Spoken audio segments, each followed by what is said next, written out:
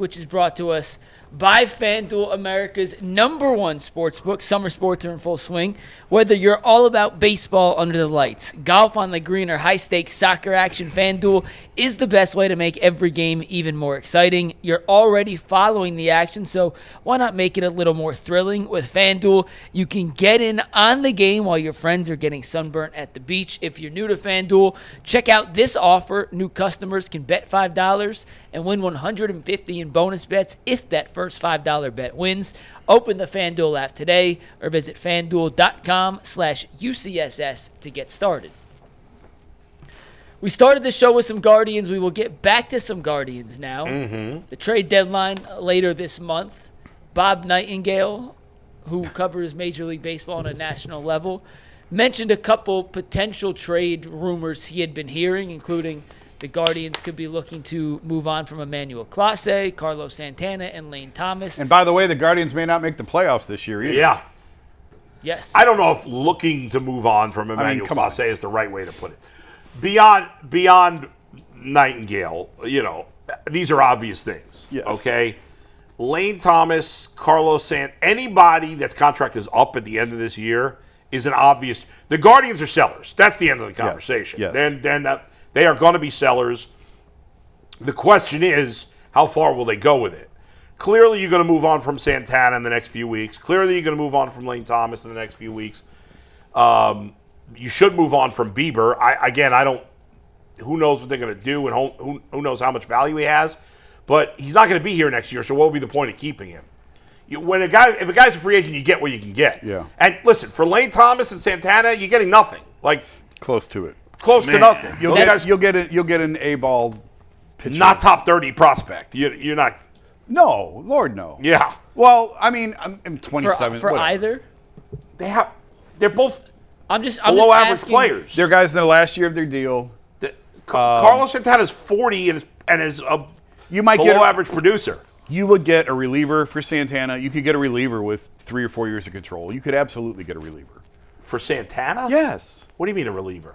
A reliever out of Boston's bullpen. You could get a reliever. Why would Boston trade for Santana? Because they need a first baseman. I don't know. Romy Gonzalez is as good as Santana at this point. I don't know. He's 40 years old, Jay. Yeah, I They're know. Gonna get, who's going to give an act? I don't understand giving. Look at that. That's terrible. They are going to trade Santana. No, I know that, but I don't think they're getting a major league player for him. I'm not saying they're going to get Andrew Miller for him, but a reliever with 3 or 4 years of control is not that outrageous. I don't know why a team would give up. I just threw out a name of Boston. Let me look at their relievers. I'm just saying, I don't know that Boston's bullpen is not very good, but realistically, you're probably going to get a guy in A-ball or Double-A. Yeah, and you're not getting much for Lane Thomas. What would you get more for, Santana or Lane Thomas? Lane Thomas. Although he's been hurt. He's hurt. He's hurt again. He's going to be hurt at the deadline. Yeah. So you're not going to get much for either one of them. Supposedly he's going to be back quick, so maybe he'll be back before the deadline, but you're not getting much for that's either. nasty work. I mean, Thomas, outside of the series, what was it, the Detroit series he played well with the big home run? Outside of that, has he done anything in Cleveland? Here's the thing. I don't buy that other teams look at Santana and Lane Thomas as starters anymore, really. Especially good teams. Santana's not a starter for a good team. I mean, Seattle needs a first baseman. Seattle's first. They just DFA'd Rowdy Tellez. Yeah, but I hear you. Santana's just a nothing. Well, again, I'm not trying to build him out to be this great deadline acquisition, but there are teams out there who could use a very good defensive first baseman who can hit a little bit. Yeah, I just think he's not enough of an upgrade that anybody would give up anything. But whatever. You're not going to get much. We all agree on that. Yeah. You're not going to get much from Lane Thomas. You're not going to get much for Bieber because he's not going to pitch before the deadline. They can't even fleece nobody. So you're going to trade those 3 guys, no doubt. That's really, when we talk about, you can talk about what a horrible season this has been. The biggest disappointment or disaster in all of this is you just spent, what did they give Bieber, $14 million? Yeah. And he may not throw a pitch for you. And by the way, I said it was a bad move at the time. People got pissed at me. I didn't mind it at the time because you were making a move for October. It was a move for October. And now it's not going to work out. Right. But, I mean, you may have just given him $14 million, and he may not throw a pitch for you all year if you trade him. And certainly not a consequential pitch. The biggest question is, will they trade Clase? And they're not in a position where they have to. They've got him under team control at a very cheap price. I think they don't. I don't think they trade Clase. I think if somebody makes them a great offer, they would. And they should. I think they've been trying for 2 years, but no one's made him a great offer yet, and he's not having. Last year, obviously they weren't going to trade him last year. You're in contention, but coming off, he's been okay this year, but he's not anywhere close to his dominance he's been. No, Jason, but I think you're looking at some big market clubs that are feeling a little desperate right now. The Cubs obviously are having a great season, but they need some arms. I think the A's tried doing this. The Yankees are desperate. But the A's tried this with Mason Miller, and they put a massive price tag on him over the last couple of years. And nobody came. So what do you think that price tag is? Just for the people out there who may not be as familiar, what do you think the price tag the Guardians are looking for? I think the Guardians traditionally, as Jason said earlier, want to get quantity. They're looking to get 4 good prospects. 4. That's a lot of people. Which maybe one is a top 10, top 100, top 100 type player, and then 3 guys that they like. Yeah. For one reason or another, and that's what they did in the Lindor trade. The Lindor trade, well, it is very similar to Bieber. He was in the last year of his control, and it's sort of at that point you take what you can get. Right. Well, and but y'all have been telling them to trade him 2 years prior to that. Yeah. Now Clase is going to bring back more because he's under team control and under cheap team control. Yes. Lindor was in the final year of his deal. It was COVID. It was a weird season, and that hurt his trade value. Even though he was a great player. But I'm asking how, if they've been having Clase on the market, how much is he really going to bring back if they haven't pulled the trigger now?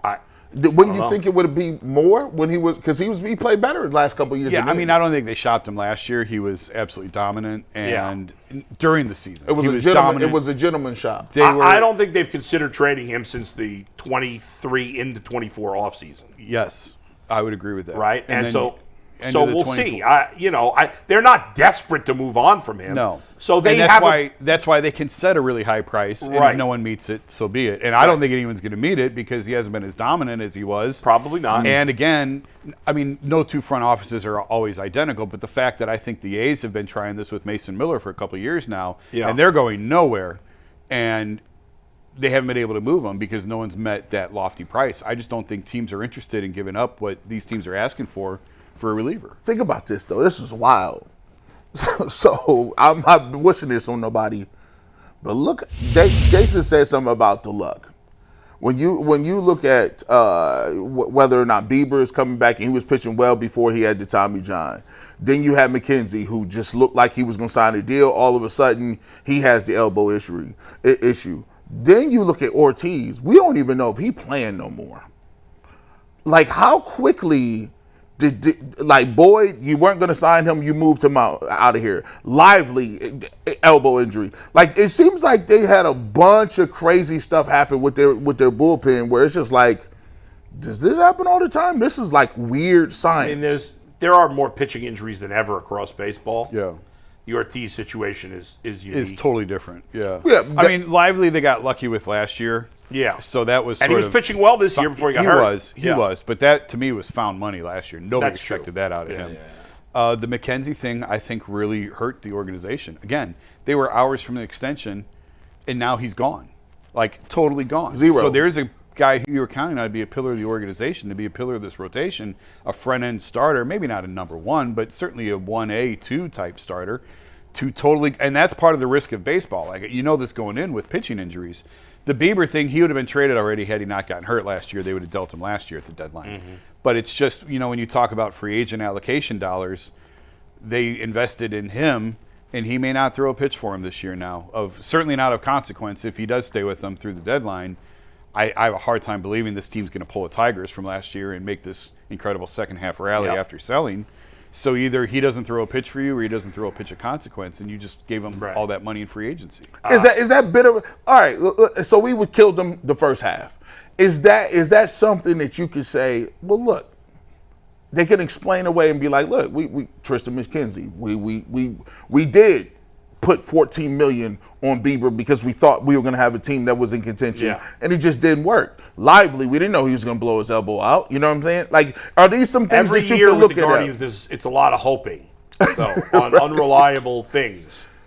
There's been a lot of hoping with the offense. I mean, I get why they made the Bieber move. I didn't like it at the time, and it hasn't worked out, but I get why they did it, and I can understand why they did it. How far are they out of the wild card?